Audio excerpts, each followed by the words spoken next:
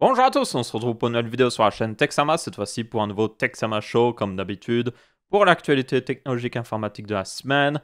Tape de matière dans la description si vous voulez sauter vers le sujet qui vous intéresse. Après, c'est une semaine plutôt calme, comme à peu près, on va dire, février, même si on arrive vers la fin février, techniquement, même on est le 1er mars, non? Il me semble, oui. Enfin, moi je tourne à l'avance, donc voilà. Mais évidemment un petit peu plus calme, mais ça va commencer à monter, on va dire, en hype avec la moitié de l'année et tout ça. Même si évidemment à cause d'une certaine chose qu'on ne peut pas parler en Chine, ça ralentit un petit peu les choses. D'ailleurs, il y a plus en plus de gens qui s'accordent pour le dire, mais si vous devez faire un PC maintenant, genre si vous voulez monter un nouveau PC, faites-le maintenant. Juste n'attendez pas, parce que les prix vont certainement augmenter, les stocks vont certainement diminuer, donc faites-le maintenant. Il y aura une petite news par rapport à ça juste après. Regardez dans la table des matières si ça vous intéresse. Mais bon, première news, c'est au niveau de la Xbox Series X, la prochaine Xbox de Microsoft. Du coup, on a enfin les specs. On avait des premières specs qui étaient très, genre, on va dire, simples. Genre, ils disaient, oui, on a un processeur Ryzen et on a des SSD NVMe. Mais maintenant, on a des specs un petit peu plus précises, ce qui est plutôt intéressant. Notamment le fait que, oui, donc c'est bien, on est bien sur un APU. Donc, je vous rappelle, les APU, c'est quand vous mettez le CPU et le GPU sur le même, on va dire, le même truc. Donc ça, c'est assez différent d'un PC classique où vous auriez le CPU à un endroit, le GPU à un autre endroit. Ça permet surtout de compacter plus, hein. Donc notamment dans les ordinateurs portables. Certains ordinateurs portables utilisent cette technique, même si des fois, bien souvent, ils les gardent quand même séparés. Ça m'étonne d'ailleurs qu'il n'y ait aucune console qui ait pris une approche un peu plus d'ordinateur portable, parce que les ordinateurs portables sont extrêmement compacts quand on y pense, mais bon, bref.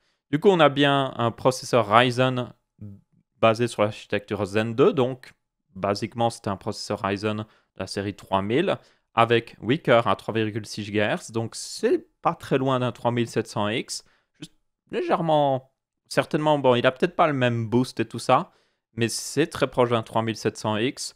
Certainement aussi, et c'est à peu près sûr, que ici, AMD a trié un petit peu tous les processeurs qu'ils avaient et ils ont gardé certainement des un peu plus meilleurs pour Microsoft pour que la console soit plus efficace au niveau énergétique. Ça ne m'étonnerait même pas. On a aussi, et c'est ça qui est assez nouveau, un GPU basé sur l'architecture Navi. Donc c'est la même chose que les 5700, 5700 XT, 5600 et tout ça. Sauf que la grosse différence, c'est qu'on est sur l'architecture RDNA 2.0. Donc c'est-à-dire que c'est une évolution. C'est justement l'architecture qu'on pourrait voir arriver courant de l'année avec une plus grosse carte graphique chez AMD. Et du coup, ben, c'est assez intéressant ici parce qu'on la voit sous sa première forme là. Donc c'est une carte qui aurait 12 teraflops de puissance. Ils aiment bien donner les teraflops. Donc ça c'est juste la puissance brute d'une carte graphique ou même d'un processeur. Mais ça ne veut pas dire grand-chose. C'est un peu comme donner les chevaux d'une voiture. Ça ne veut pas tout dire. Par exemple, une voiture avec beaucoup de chevaux n'a pas forcément beaucoup de torque, ne peut pas forcément tracter beaucoup de choses, ce qui pourrait être plus nécessaire pour certaines tâches que par exemple un PC peut faire. Enfin, certains processeurs peuvent faire sur un PC par exemple. Ou alors, justement, une voiture peut avoir plus de chevaux qu'une autre, mais l'autre est peut-être plus aérodynamique et tout ça. Donc, ouais, ne comparez pas juste les teraflops comme ça. Voilà.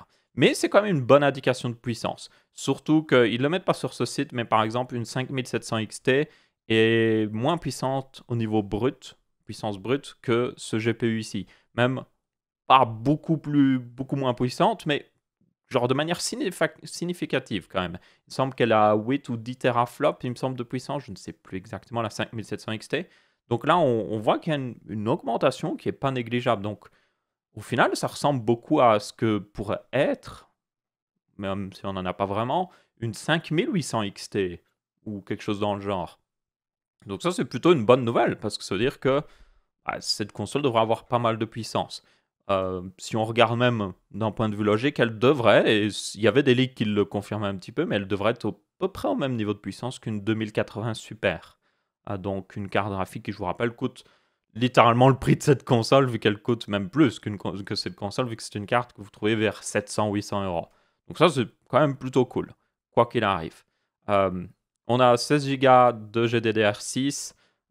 Il faut savoir que il me semble que c'était aussi le cas sur l'autre Xbox, mais Et ce n'est pas le cas sur la PlayStation forcément, mais ici, Microsoft a une seule mémoire qui est utilisée par le CPU et par la carte graphique. Et il y en a 13 qui est garantie, 13 Go qui est garanti pour les développeurs, donc mémoire graphique, et aussi pour tout ce qui est le reste qui n'est pas forcément graphique, hein. Et puis du coup, 3 Go qui seraient utilisés par le système, visiblement. Ce qui me semble être un peu élevé. Pour information, Windows 10, par défaut, consomme genre 1 Go de RAM maximum. Bon, bien souvent, si vous avez d'autres trucs lancés, il va consommer plus, mais il devrait consommer par défaut vers 1 Go de RAM, peut-être 2 Go dans le pire des cas. Donc ça m'étonne qu'il réserve 3 Go pour autre chose que les jeux au final. C'est même un peu décevant, moi, je trouve.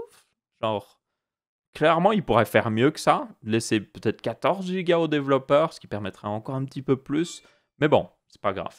Mon téléphone fait du bruit.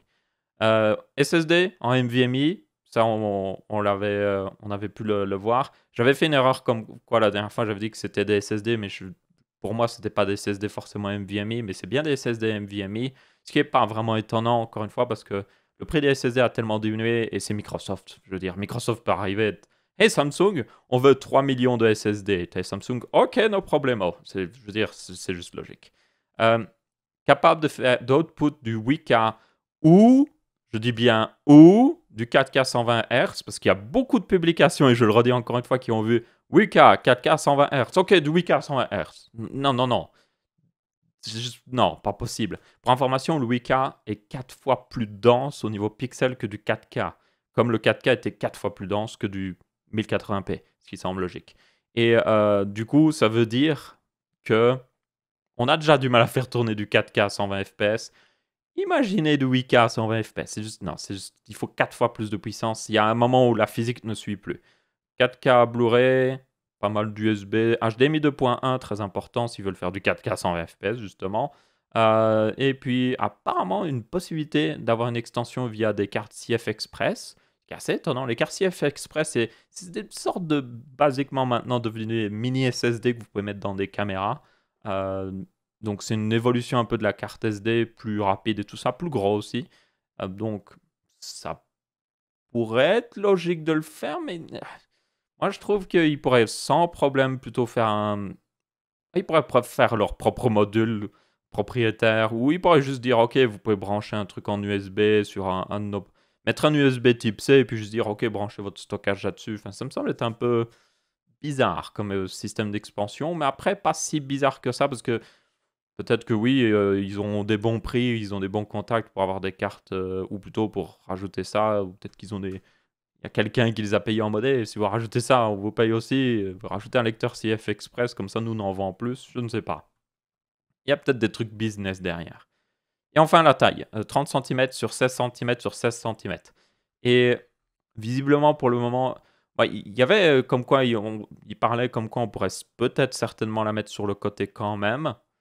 Mais visiblement, ici, il vise une utilisation droite de la console. Donc, pour certaines personnes, 30 cm de haut, c'est la taille d'une latte, par information. Donc, ça, c'est une latte. Oh, faut que je trouve le nom en français, parce que là, je viens de donner le nom en belge. Il y a des gens qui vont dire, what? Une latte? Une, euh, une règle? Oui, une règle de 30 cm. Voilà, bref. 30 cm, c'est peut-être. Ouais, c'est dans des meubles TV, par exemple. Moi, par exemple, j'ai pris un meuble TV pour mettre mon PC dessus. J'ai mis mes consoles dans la partie où vous mettriez normalement vos consoles dans un mode TV. Ça fait pas 30 cm de haut, donc elles ne passeraient pas. Donc pour certaines personnes, ça pourrait poser problème. Après, on verra bien ce qu'ils recommandent, si on peut vraiment pleinement la mettre couchée aussi. Le design ici vise à faire entrer l'air par en dessous et le faire sortir par au-dessus, ce qui est un design très simple mais très efficace, qui a déjà été utilisé plein de fois, par exemple sur le Mac Pro de 2011, sur le Corsair One, qui est un PC très petit, très intégré, qui est aussi pratiquement aussi petit que cette Xbox d'ailleurs, et qui a même plus de puissance que cette Xbox, soyons honnêtes, parce qu'il y a une version avec une 2080 Ti par exemple. Donc, bon design. Quoi qu'il arrive, selon moi, c'est un bon design. Mais il faudra voir si, pour certaines personnes, ils pourront l'utiliser couché justement. Et sinon, ben, c'est à peu près tout. On sait évidemment que ça arrive pour les fêtes de fin d'année, Noël et tout ça. Possiblement en tout cas, pas sûr. Des petits problèmes de production, de disponibilité avec tout ce qui se passe encore une fois en Chine, donc on verra bien. Mais bon, dans tous les cas, ouais. Quoi qu'il arrive, bon, je sais bien qu'il y a toujours cette petite guéguerre, console, PC, tout ça. Bon, moi je trouve que PC et console peuvent coexister sans aucun problème. Vous pouvez avoir une console et un PC. Il y a des choses intéressantes sur l'une ou l'autre. Les choses intéressantes avec la console, c'est que vous pouvez juste la prendre, la brancher, c'est plutôt rapide.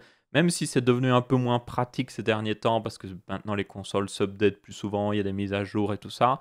Mais ça reste quand même pratique pour quelqu'un qui n'y connaît rien et qui veut juste quelque chose qui fonctionne.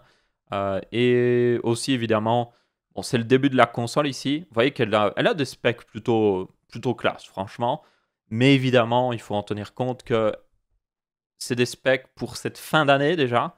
Et d'ici l'année prochaine, et même d'ici la fin de cette année, par exemple, il y aura des nouveaux processeurs AMD basés sur l'architecture Zen 3, par exemple, qui seront plus puissants, qui seront mieux. Il y aura aussi les mêmes GPU RDNA 2.0 qui vont arriver aussi sur PC. Peut-être qu'il y aura une version encore plus véloce sur PC. Il y aura aussi Nvidia qui va sortir ses cartes graphiques. Et je vous rappelle qu'actuellement, c'est sûr et certain, cette carte en particulier n'est pas plus puissante qu'une RTX 2080 Ti. Même si elle est pas mal puissante, hein, certainement. Comme j'ai dit, une 2080 super, certainement, d'un point de vue calcul très vite fait. Quand on regarde sa puissance brute par rapport à une 5700 XT, par exemple. Et aussi un petit peu la quantité de RAM disponible. Et le fait que ce soit de la GDDR6, ça donne une indication. Mais ouais, quoi qu'il arrive, c'est ce que je dis souvent, mais c'est les specs à ce moment-là. C'est un peu un des problèmes avec les consoles, c'est comme ils prennent beaucoup de temps à les préparer. C'est un peu comme la Switch, vous voyez. Quand la Switch a été préparée la première fois, le GP, ou plutôt la puce qu'il y avait sur les Switch actuelles, qui est faite par Nvidia, je vous rappelle, c'était pas quand elle est sortie la Switch, ils avaient déjà une meilleure version de cette puce qui aurait pu être déjà dans la Switch aussi. Et ils l'ont sorti notamment sur la Switch Lite qui a une légèrement meilleure puce, par exemple.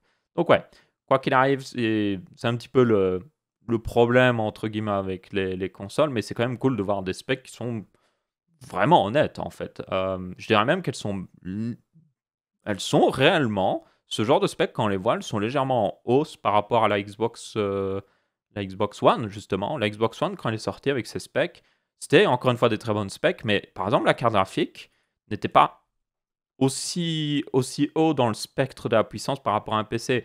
Je me souviens à l'époque, la Xbox One, quand elle est sortie, elle avait l'équivalent d'une RX 580, plus ou moins, et c'était une carte à sa sortie qui coûtait, pour information, 300 et des euros, vers 300 euros. Donc ça veut dire que la Xbox One, quand elle est sortie, avait l'équivalent d'une carte graphique qui valait 300-400 euros. Ici, comme je vous ai dit, c'est l'équivalent d'une carte qui certainement vaudra, au minimum en tout cas, 500-600 euros, et qui est plus puissante. Donc, visiblement, Microsoft a un peu plus future-proof leur console, ce qui est une bonne chose, justement, je pense, pour les acheteurs de consoles. Après, évidemment, c'est aussi un des sujets avec les consoles, c'est que le rythme des sorties des consoles devient un peu plus soutenu. Il y a aussi des refreshs en plein milieu de la génération. C'est aussi, je vous rappelle, une console qui est totalement compatible avec les jeux de la Xbox One. Donc, ça veut dire que tout le catalogue Xbox One tournera dessus sans aucun problème. Et même les titres qui avaient été recodés ou qui avaient été re-updates ou autre chose pour la Xbox One aussi tourneront. Donc ouais, quoi qu'il arrive, on arrive à un cycle qui ressemble plus à un PC au final. C'est même... Il y a beaucoup de gens qui ont des PC qui font le même cycle, qui sont en mode j'achète un PC, je le garde 5 ans, je rechange mon PC ou je l'améliore, et puis tous les 5 ans comme ça. Donc ouais, ça m'étonne pas vraiment. Peut-être même une meilleure façon de faire les choses. On a aussi le cloud gaming qui arrive, qui devra offrir de plus en plus de concurrence, même si c'est encore limité sur certains aspects. J'ai une vidéo de comparaison Google Stadia GeForce Now qui arrive bientôt d'ailleurs, donc ça devrait être plutôt intéressant. Ouais, quoi qu'il arrive, spec intéressante, et vraiment curieux de voir aussi ce que ça donne ces GPU quand ils sortiront pour PC. Ensuite, news totalement différente, il y a Citroën qui a annoncé et lancé un petit peu sa Ami. Oui, Citroën Ami, voilà.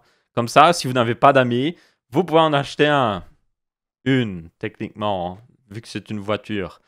Ouais, c'est une voiture 100% électrique, très abordable, je vais en discuter, sans permis. Donc c'est une voiture sans permis. Si vous ne savez pas, les voitures sans permis, c'est des voitures que vous pouvez conduire sans avoir de permis.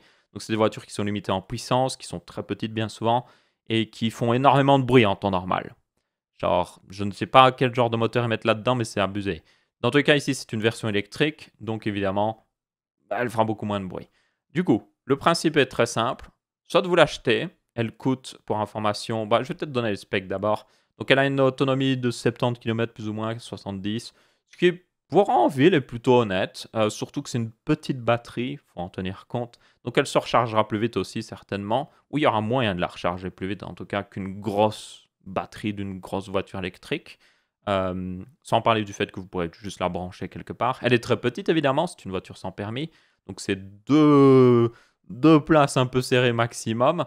Mais pour la ville, honnêtement, moi ce que je vois ici, c'est que le gros problème des voitures sans permis jusqu'à maintenant, ça a toujours été le fait que, honnêtement, elles font énormément de bruit, elles sont moches, et voilà. Bon, cette voiture est peut-être pas hyper belle pour certaines personnes. Vous la voyez là, hein, notamment. Ça, c'était la version concept car d'ailleurs, donc c'est pas celle-là. Hein. Ça, c'était la version concept, ça, c'est la version finale. Donc, bon, le look, c'est discutable, mais comme elle est électrique, elle ne fera pas beaucoup de bruit, même pas du tout. On pourra la recharger facilement en ville, ce qui est plutôt un avantage. Et vous pourrez la garer un petit peu n'importe où. Donc, dans le principe, moi, j'aime bien, surtout pour la ville. C'est plutôt pratique. Et j'imagine bien ce genre de voiture aussi pour une flotte de voitures que vous pouvez louer, par exemple. Juste, vous arrivez à une borne et puis hop, vous payez avec votre smartphone et vous la louez pendant 1 heure, 2 heures ou autre chose. Et vous faites vos courses ou autre chose. Vous faites quelque chose qui requiert d'avoir une voiture, en gros. Certainement, les courses, ce serait le plus logique et si vous devez aller un petit peu plus loin. Donc, ouais, moi, j'aime assez bien le principe là-dessus. Maintenant, prix, discutons prix. Je pense que c'est le plus important. Elle coûte, si vous voulez l'acheter directement, genre, elle vous appartient, c'est 7000 euros. 6990 euros, parce qu'ils aiment bien donner l'impression que c'est moins cher, mais c'est 7000 euros. Et pour 7000 euros, c'est cher. Genre, ils disent que c'est abordable, mais moi, je trouve que c'est cher. 7000 euros, c'est le prix d'une voiture d'occasion. Moi, je suis bien dans ma famille. Mes parents ont toujours acheté des voitures d'occasion vers 6000, 7000 euros. Et ils la changent jusqu'à quand basiquement, elle ne puisse plus rouler. Et du coup, 7000 euros, c'est le prix d'une voiture d'occasion, pas dégueulasse en plus. Genre, on parle ici d'une petite berline ou même d'un break. Pas de la meilleure marque, évidemment, pas la plus classe ou autre chose, avec certainement au moins 5 ans d'âge, mais quand même un break qui a beaucoup plus de place, beaucoup plus de possibilités et tout ça. Donc, un peu cher. Après, c'est hors bonus écologique, évidemment, parce que c'est une voiture électrique. Donc, il faudra voir ce que ça donne avec le bonus écologique. Et la deuxième partie plus intéressante, mais qui est un petit peu gâchée selon moi, c'est que vous pouvez l'avoir pour 20 euros par mois, ok, en location longue durée, sauf que vous devez faire un premier apport de 3500 euros. Et je trouve que c'est... Je comprends l'apport, c'est pour éviter que les gens juste la prennent comme ça, mais 3500 euros, encore une fois, c'est pas si loin du prix d'une voiture d'occasion. Vous pouvez acheter des voitures d'occasion pour 3500 euros. Elles sont pas incroyables, mais pour quelqu'un qui vient juste d'avoir son permis, c'est suffisant. Au final, le dernier avantage qu'a cette voiture, c'est que oui, c'est une voiture sans permis. Donc, par exemple, en France, vous pourrez la conduire à partir de 14 ans. En Belgique, ce serait toujours à partir de 16, 17 ans, je ne sais même plus. Mais ouais, euh, c'est pour ça que moi je trouvais ça un peu bizarre qu'ils disaient abordable et elle est abordable, mais elle n'est pas abordable à la fois. Je sais pas. Moi qui, par rapport à une voiture neuve, et même encore par rapport à certaines voitures neuves, en réalité elle n'est pas si abordable, mais par rapport à une voiture neuve, oui, qui vaut 20 000 euros, 30 000 euros, oui, bon, elle est abordable, c'est sûr. Mais encore une fois, une voiture d'occasion, ça marche plutôt bien aussi, donc. Yep. Il faut vraiment en fait que les gens soient motivés par le fait que ce soit électrique et qu'ils en aient vraiment qu'elle limite pas les gens. Par exemple, si vous êtes vraiment en ville mais que vous devez faire quand même quelques kilomètres dans la ville, genre vous habitez plus en périphérie, ok, ça vaut la peine parce qu'elle est petite, vous la garerez facilement. L'électrique suffit, 70 km d'autonomie sur une charge, donc vous pouvez arriver le matin au travail, la mettre rechargée, repartir le soir, avoir toujours 70 km d'autonomie. Ça va, franchement, ça va, mais ce sera à voir. Moi, je trouve juste, ouais, le plus grand problème, c'est peut-être juste le prix, ce qu'il faut mettre d'argent pour pouvoir l'utiliser. Et le fait que ce ne sera pas une vraie voiture, évidemment. Si vous voulez quitter la ville, vous pouvez le faire sur les petites routes, vous pouvez pas aller sur l'autoroute avec. Vous pourrez le faire, aller sur les petites routes et tout ça, mais vous allez pas rouler très vite, quoi. C'était, pour information, c'était 40 km/h sa vitesse, quelque chose comme ça. 45 km/h, voilà. C'est limite, même sur certaines petites routes de campagne où c'est vite limité à. Maintenant, ouais, ils ont diminué à 80 km/h, mais vous allez 2 fois moins vite que la plupart des voitures, donc ça va poser problème. Vous allez même pas aller sur toutes les routes avec ça, parce que vous serez un danger public réellement avec une voiture pareille sur toutes les routes. Donc ouais, voilà, je sais pas. Qu'est-ce que vous en pensez? Personnellement, encore une fois, moi je suis en mode, je suis plus intéressé à un truc pareil que par un service où vous pouvez vraiment la prendre quand vous en avez besoin. Il y a une flotte de 1000 voitures, genre sur la région parisienne, et puis ou même 2000, 3000. Elles sont toujours à des petits endroits comme ça, spécialement des garages spéciaux, des petits parkings spéciaux où vous pouvez juste la louer, aller vers un autre de ces parkings-là, et genre c'est plutôt pratique comme ça. Et vu qu'ils sont prêts à quand même la faire enfin, la donner aux gens, ou plutôt permettre aux gens de l'avoir pour 19,99 euros, 19,99 euros, oui, 20 euros par mois, même avec l'apport de 3500 euros, je pense qu'ils pourraient faire un service de location où ils pourraient vous la louer quand même à des prix assez concurrentiels par rapport à même au transport en commun. Donc, c'est surtout ça qui m'intéresse personnellement. Mais ouais, on verra. Dites-moi ce que vous en pensez. Ensuite, on a des annonces un petit peu de smartphones parce que ben, je vous rappelle que le MWC a été annulé à Barcelone. Donc forcément, les constructeurs de smartphones annoncent leurs smartphones en dehors, juste comme ça. Donc on a notamment LG qui a annoncé le LG V60 ThinQ. Je sais pas pourquoi ils continuent de rajouter ThinQ comme ça, mais bon, parce qu'il y a de l'IA dedans. Il y a de l'intelligence artificielle. On a utilisé l'intelligence artificielle pour dire bonjour à l'utilisateur quand il arrive sur le téléphone. Ça fait juste un hello.system.out.printName, mais c'est pas grave. Enfin, je fais une petite blague par rapport au fait qu'il y a beaucoup de trucs intelligence artificielle où c'est juste genre de la programmation classique. Mais bon, c'est vraiment ça en plus.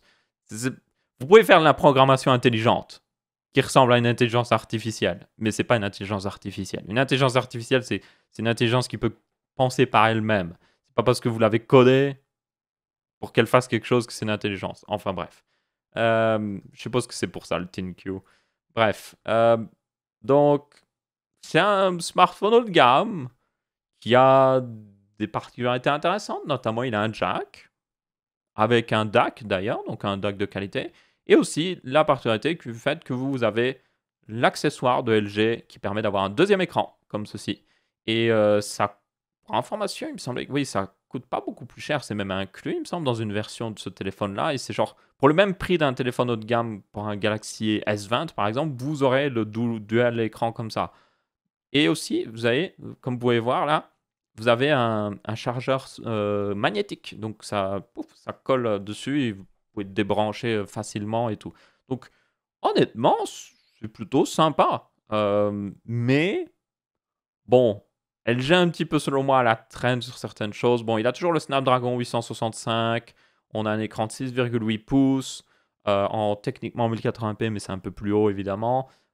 Et pour information, l'autre écran est exactement le même. Ils utilisent le même écran pour le téléphone que pour voilà, le second truc. Un truc qu'il faudra avoir, c'est que notamment sur celui de l'année dernière, ils avaient le même principe de dual écran. Et pour information, ils avaient il y a une caméra en haut, un peu comme à la Samsung, centrée, qui fait un trou dans le téléphone. Ils ont fait exprès, évidemment, avec les images, avec le wallpaper, de le cacher, hein, mais on sait que c'est là. Hein. Mais il faudrait voir parce que l'année dernière, justement, le problème, c'est comme ils avaient utilisé le même écran sur les deux parties, l'année dernière, ils avaient une légère découpe dans l'écran qui était présente aussi sur le second écran, malgré qu'il n'y avait pas de caméra. Donc, à voir s'ils ont un trou quelque part alors qu'il n'y a pas de caméra. Je dirais que non, mais on verra bien. J'espère qu'ils ont réglé ce problème-là. Et du coup, pour le reste des specs, bon, c'est assez classique au final. Il y a quand même un micro SD, 5000 mAh de batterie, ce qui est plutôt cool. On a plusieurs caméras. Il faudra voir ce que ça donne parce que LG n'a pas. Ils n'ont pas toujours été les meilleurs au niveau caméra, on va être honnête. Donc, on a apparemment une caméra principale de 64 mégapixels, un ultra en grand angle en 13 mégapixels. Il y a aussi apparemment des trucs pour de la 3D. Ouais. Donc il y a pas vraiment de zoom ou autre chose, ce qui est un petit peu dommage. C'est bien les caméras téléphoto, je dirais. Après le grand angle, c'est pratique parce que le problème, c'est que les téléphones, quand vous prenez une photo avec un téléphone, bien souvent, soit vous êtes trop proche pour prendre correctement la photo, d'où le fait que le grand angle est pratique. Par exemple, si vous êtes dans une pièce, vous êtes des fois trop près, vous ne pouvez pas reculer. Et aussi, bien souvent, quand vous êtes dehors, des fois, vous êtes trop loin pour prendre une photo. Et du coup, ben, ça bien d'avoir un capteur téléphoto. Donc là, voilà, ils ont pas le meilleur forcément setup d'un point de vue pur spec au niveau caméra. Après, on va voir ce que ça donne niveau qualité. Aussi, l'écran est en 60 Hz et c'est à peu près tout, honnêtement. Vraiment, les trucs qui rendent ce téléphone particulier, c'est le double écran qui, je vous rappelle, est aussi abordable que juste prendre un téléphone haut de gamme d'un des concurrents de LG, ce qui peut être un argument pour certaines personnes qui en auraient vraiment besoin et qui trouvent ça pratique, tout simplement. Le jack avec un amplifieur, donc ça c'est plutôt cool aussi.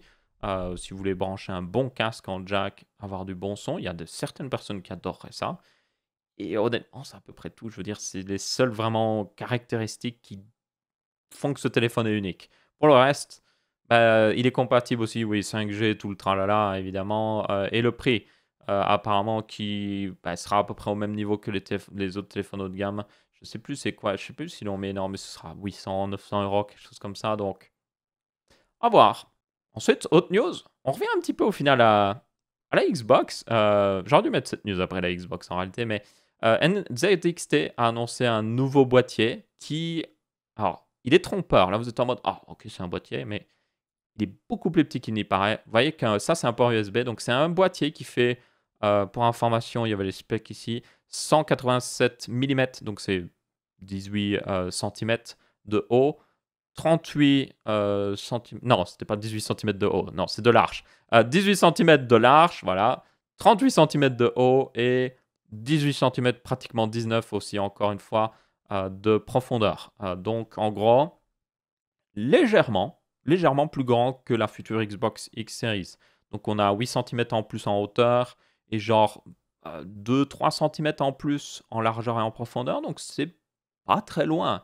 Et du coup, c'est un full boîtier mini ITX. Ça devient de plus en plus populaire, ce genre de vraiment petit boîtier. On parle bien souvent de boîtiers ultra compacts qui ont ils les mesurent souvent en quantité de liquide que vous pouvez mettre dedans, donc le volume intérieur. Donc notamment là, ce sera un boîtier de environ 10 litres.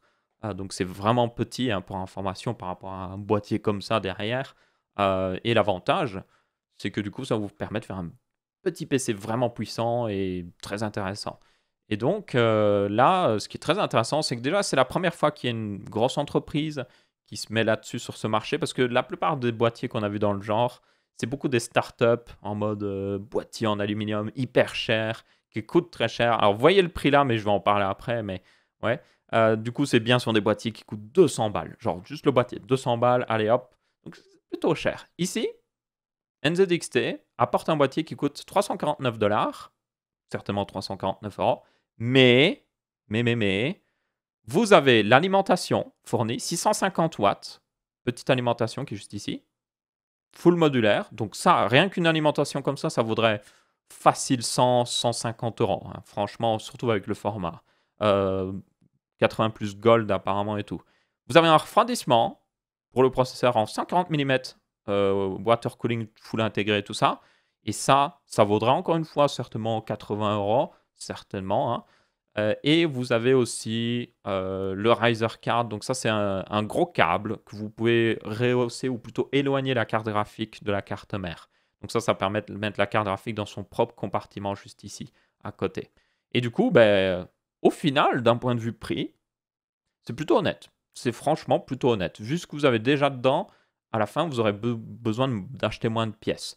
Après, il n'y a pas de version juste boîtier, sans refroidissement, sans alimentation, ce qui serait cool à avoir, honnêtement, parce que peut-être que certaines personnes, mon téléphone fait encore du bruit, voudraient cette version du boîtier, mais avec un air cooler, parce ils aiment pas tout simplement le refroidissement liquide. Et il y aurait moyen de mettre quand même, quand on voit la taille du refroidissement liquide ici, il y aurait quand même moyen de mettre un petit refroidissement à air respectable, on va dire, même si les performances seraient moins bonnes que ce refroidissement liquide. Pour ceux qui aiment bien quelque chose où ben, il y a moins de... Voilà, il y a moins d'aléatoires avec le liquide il pourrait avoir un problème et tout. Ouais, ça peut être cool. Après, tenez compte qu'évidemment, NZXT ici a une garantie là-dessus. Corsair, justement, on a une. Je ne sais pas si NZXT vont aussi loin, mais la garantie de Corsair, par exemple, c'est si un de leurs refroidissements liquides fuite et que c'est vraiment de leur faute, c'est pas vous qui avez coupé ou autre chose, quoi. Ce qui, normalement, honnêtement, ne devrait jamais être votre faute, vraiment, si ça fuit, parce qu'il faut vraiment y aller eh bien, il vous remplace, il vous rembourse les pièces de votre PC qui ont été, on va dire, endommagées.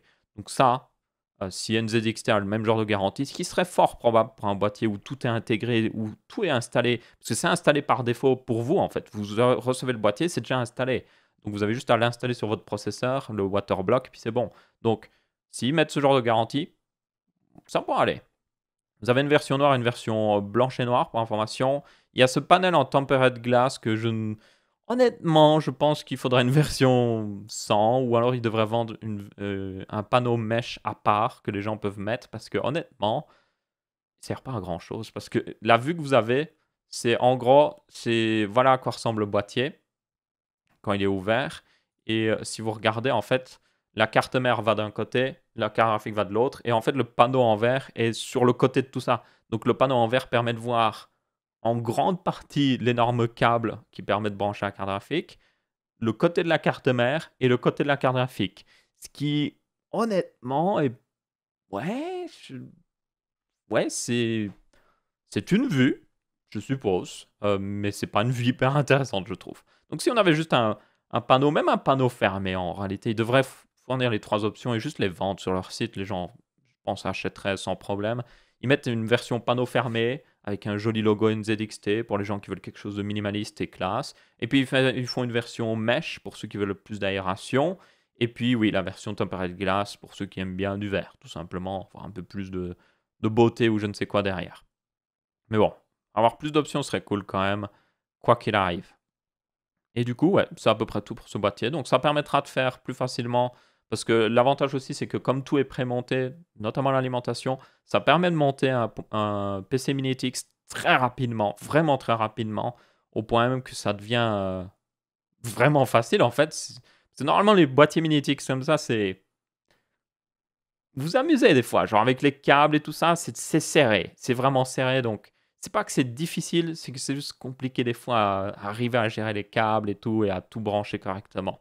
Donc ici, ça simplifie tellement le travail que ouais, c'est cool. Et ça permettrait de faire un petit peu un Xbox One X série X killer parce que là-dedans, vous pouvez mettre une RTX 2080 Ti, peut-être même quand elles sortiront une RTX 3080 Ti, vous mettez soit un processeur d'AMD même plus puissant que ce que vous avez dans la Xbox One série X. Par exemple, vous pourriez mettre sans problème, à mon avis, un 3950X là-dedans. Donc imaginez juste, ouais, 16 cœurs, 32 threads, 64 Go de RAM certainement que vous pourriez mettre, plus réaliste 32 Go certainement, une énorme carte, une RTX 2080 Ti, même plus encore. Et ouais, franchement, ça vous donnerait un PC d'une puissance mais monumentale. Et ça passe avec l'alimentation, pour information. Surtout le 3950X qui est plutôt raisonnable en termes d'alimentation malgré sa puissance. Donc ouais, moi, je dis génial, franchement, ce genre de petit boîtier, ça me donne envie de faire un boîtier, ça me donne envie de faire un PC mini TX, franchement. Après, j'aime bien quand même les boîtiers où il y a la place de faire des choses, genre du water cooling et tout ça. Surtout que, il faut le dire quand même, mais ce genre de truc, c'est que la carte graphique, par exemple, là-dedans, vous l'entendrez plus que dans un boîtier comme ça, parce elle est moins cachée derrière des trucs, donc le bruit sort plus facilement. Elle chauffera un peu plus là-dedans. Apparemment, le refroidissement est honnête, mais la chaleur a du mal à sortir de ce boîtier, forcément. Donc peut-être qu'ils auraient dû faire en sorte qu'il y ait... Peut-être qu'ils pourraient faire une version légèrement plus grande où ils mettent un ventilateur au-dessus pour aider à mieux dissiper tout ça. Et peut-être un ventilateur en dessous aussi. Peut-être une version où vous avez un refroidissement, parce qu'ils ont fait NZXT, et c'est certainement sur le site quelque part, mais ils ont un refroidissement pour GPU, ou plutôt, ils ont un accessoire qui vous permet de brancher un refroidissement CPU sur votre carte graphique. Et du coup, pourquoi vous ne faites pas une version de ce boîtier juste légèrement plus grand? Je pense que juste un peu plus haut permettrait de le caser. Et hop, genre oui, vous le mettez, ce truc sur votre carte graphique, et puis vous mettez ça au-dessus, par exemple. Ça Comme ça aide à éjecter la chaleur. Ça rentre par le CPU, ça ressort par la carte graphique. Simple et efficace. Ou même ça rentre par en dessous, peu importe. Ça pourrait être classe. Ça pourrait être clairement classe.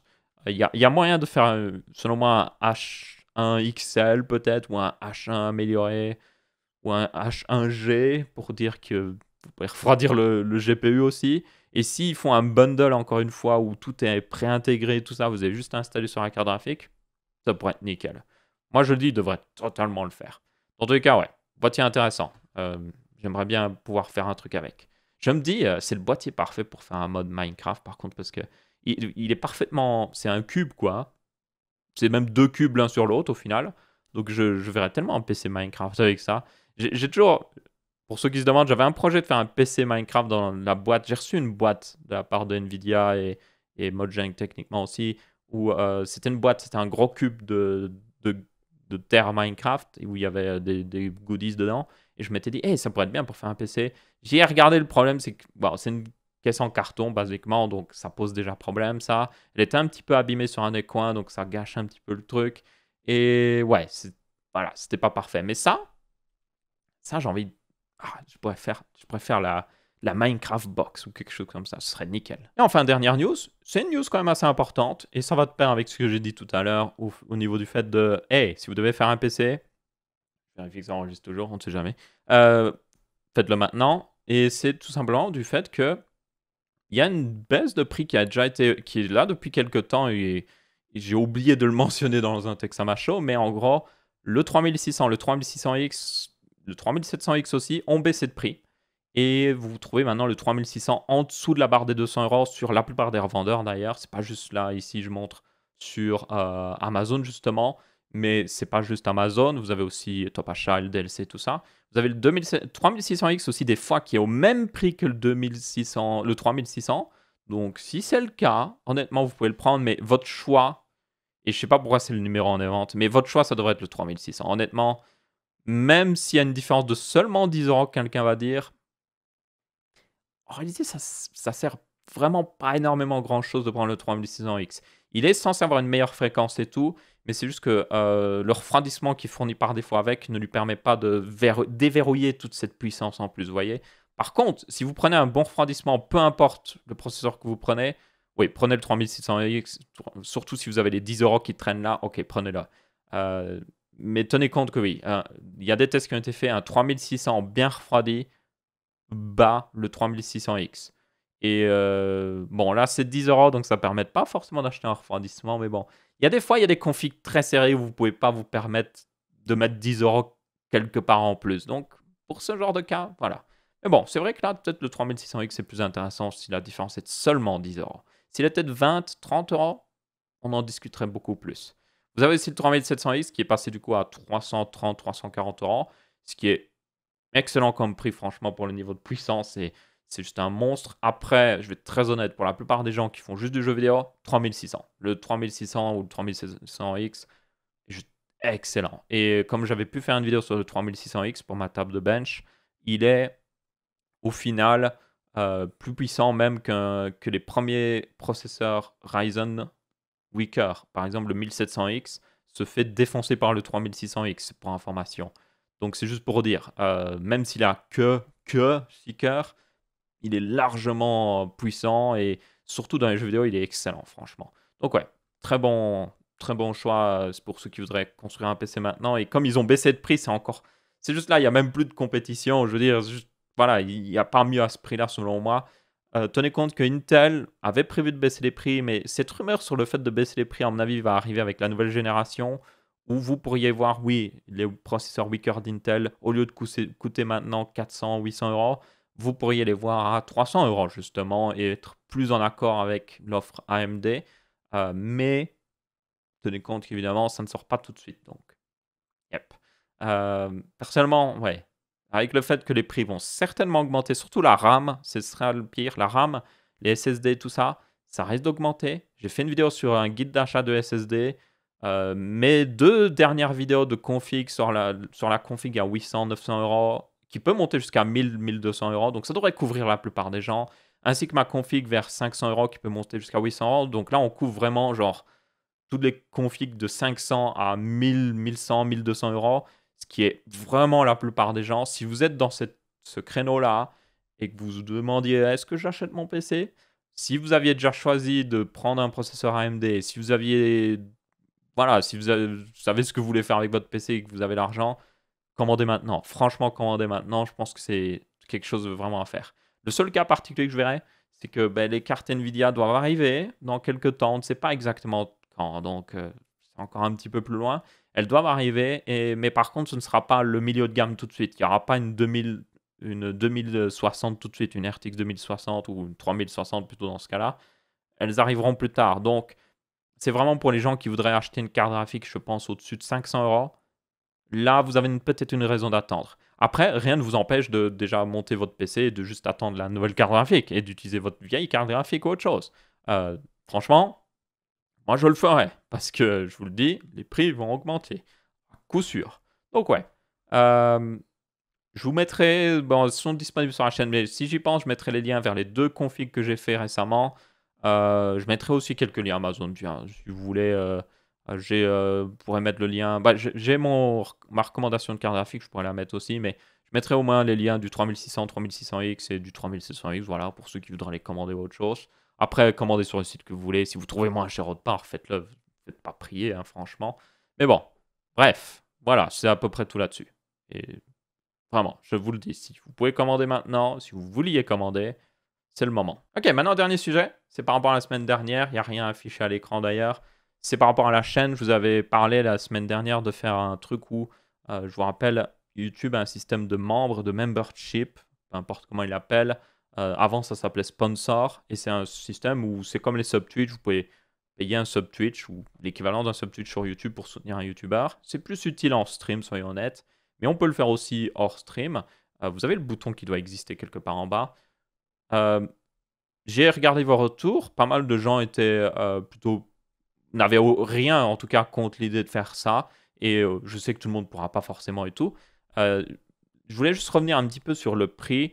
Donc maintenant, en fait, ce nouveau système de YouTube permet de faire le prix qu'on veut. Et on peut même mettre plus que 3 niveaux. On peut même en mettre 4 en réalité. Donc ça, c'est plutôt cool. Donc je pourrais faire un niveau à 99 centimes, un niveau à 4,99 €, très similaire à un sub Twitch, un 9,99 € et un à peut-être 24 € pour ceux qui sont vraiment fous, parce que c'est assez fou, parce que c'est par mois hein, quand même.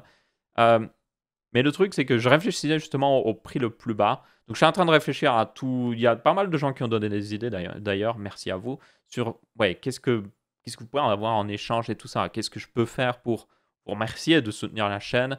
Et pour moi, et je le répète d'ailleurs, hein, le but de faire ça, c'est d'améliorer encore plus la chaîne. C'est de pouvoir sortir plus de contenu de meilleure qualité. Peut-être même avoir quelqu'un, engager quelqu'un à mi-temps ou même engager quelqu'un, un freelancer. Donc les freelancers, c'est des gens qui travaillent pour plein d'entreprises et tout ça. Engager un freelancer de temps en temps que je connais bien, qui vient et qui filme des projets spéciaux, qui requièrent d'avoir un caméraman, vous voyez.